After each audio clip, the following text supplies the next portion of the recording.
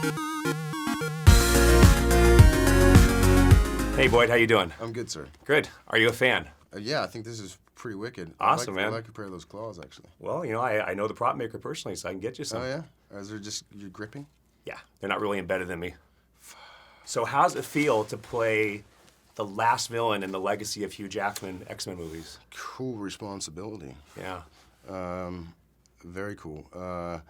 No, it's overwhelming, but you get over that really quickly. Sure. Man, it's just amazing to get to Quite an honor, huh? Quite an honor Yeah. to get to play with the likes of Steve Merchant, Hugh Jackman, Patrick Stewart, James Mangold, you know, and then you're not even seeing the crew that's there. Sure. You know, incredible talent. Yeah. Were you an X-Men fan growing up? And if so, did you have any familiarity with Donald Pierce? I didn't know a thing going into this.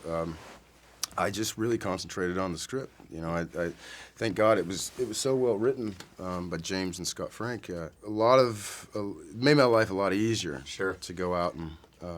And allowed you to kind of make the role your own too, I guess. Not Yeah. having a familiarity and a bias and all that stuff too. Mm-hmm. So in many ways, it's kind of a blessing in disguise. Absolutely, yes. So you play a DEA agent on your Narcos series. Yep. So obviously you're playing a good guy on that. Mm-hmm. Was this your first time playing a bad guy on screen? Yeah, I mean, I think that's what I always look for roles, is the sort of the gray and the black and white. Right. Which, you know, I love things that are very foreign to me, which, you know, I'm probably the furthest thing away from being a cop. And I think I'm really far away from Donald, you know, and I think that's what keeps my curiosity is finding all these voices wherever they lie. How'd you get your normal hand back?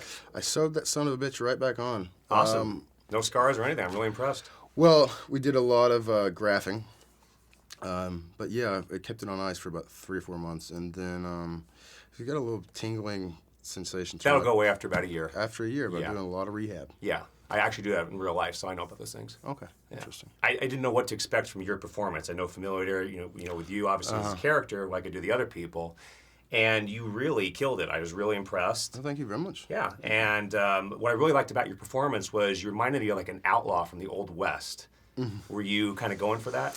It was a futuristic movie, but you reminded me of an old school outlaw. Yeah, I mean, I did a lot of prep on that, and I did a lot of time thinking about it and rehearsing it. And you know, a lot of it was written. You know, the voice was written in. Some of the cosmetic stuff, you know, I got to create, like coming with the backstory of the tooth and glasses, and yeah, just making him have a little bit of his own personality, because he is a bit of a rogue. Sure. So he's a bit of an outsider, would you say, an outcast, not really welcomed into the group, but he sort of pushes his way in. Yeah. It's an interesting story with the Reavers. I'm sure you've gotten familiar with them now, how they were like, he was actually, I guess, maimed by Wolverine. That's why he has the robotic arm in the first place. Mm-hmm. So it's almost like he has a vendetta against him. Yeah, he does, and I think it's also really interesting that he creates X-23 off of sort of his blueprint, or your blueprint, I should say.